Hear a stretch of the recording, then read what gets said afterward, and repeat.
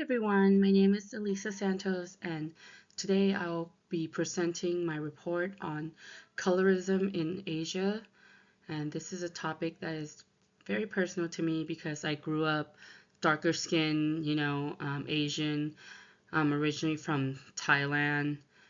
And, a lot of the beauty messages I saw growing up shape how I view myself as a kid and teen and into today. Okay. So first, what is colorism?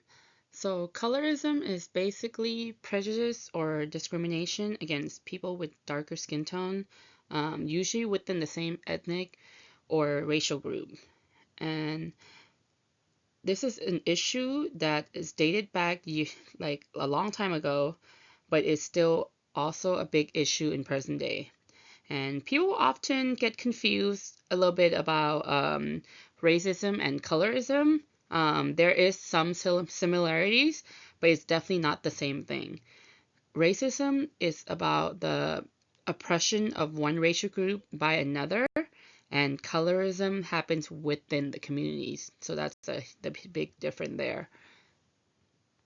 So a little bit about historical roots in Asia, specifically looking at Asian societies. The preference for a lighter skin has existed for a long time, but was further developed ever since Western colonization and their ideas of race and skin color.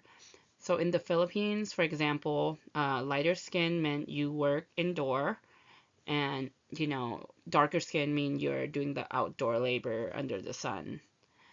And when they were colonized by Spanish and later US, those ideas became even more amplified, and it kind of became lighter is superior and darker is the lower class. And similarly in Thailand, they weren't colonized, but they did have a long-standing class division associated with high rank being the light-skinned people, and all the darker skinned people are doing like the farming and the rural labor. And for Thailand specifically, it really wasn't like the Western influences, because there's a lot of cultural influences from China and Japan, especially like the idea that fair skin is feminine and pure and elegant. And in Japan, there's even a word called bihaku, which literally means beautiful white. And this is kind of spread across Asia through, media such as like K-drama and Bollywood and other medias, which makes sense because I remember growing up, I have really never seen any darker skinned actress on TV, especially in Thailand. All the actresses were very fair skinned and and pretty, and the darker skin was never casted, I guess. And in present day, media and advertising still reinforce this idea that lighter is better. And it's really normalized through ads and social reward as well. This is a good example right here. This is an ad in Thailand. This is back in 2016. It's a brand marketing skin lightening cream, and the slogan for this brand was "Whiteness makes you win." And the slogan is pretty self-explanatory, and it's kind of saying, lightness is the key to success, to better opportunities, better jobs. And even though this brand did face some backlash, but the message is there, and it really does work, because many studies shows that women does use these skin lightening products. In the Philippines specifically, study report that as many as 1 in 2 women uses skin lightening products. And here are some example of ads all across Asia. There's a lot more, but I picked out a couple obvious ones. And these ads really create beauty standard, and I wanted to dedicate a page for this because I believe pictures is worth a thousand words. And you can see that a lot of them follow the same formula where the before girl is kind of like darker, sad, not confident. And then, obviously they use the product, they becomes lighter and more confident, more desirable. And these ads don't just sell these creams or pills. They really sell into your insecurity, and they just teach just like the younger people that there is, something wrong with their skin color. It's not just a beauty issue anymore. It's also becoming a health issue as well, because a lot of these skin lightening cream contains mercury and heavy steroids. So it can cause like kidney damage, neurotoxicity, and long-term skin issues. And there are global standard now, and the Minamata Convention on Mercury has set a limit of 1 milligram for mercury in skin lining products. And the World Health Organization does support and try to enforce this. But when they did test over 300 products from 22 countries, and it found that 10% of skin lightening cream definitely exceeded this limit, with many containing as much as 100 times the authorized amounts. And illegal products is still, being sold through the online markets, and people are definitely buying them up. So for many women, especially younger ones, they're risking their health as well just to meet the beauty standard. Impact goes beyond just appearance. It's people risking their health for a beauty standard. It affects dating, um, self-esteem, sometimes opportunities, social treatment. Um, and studies really show that darker skinned Asian women often face more microaggressions, more criticism, and just, more pressure from family members even. Colorism really get passed down through generations. This really isn't just an aesthetic preference.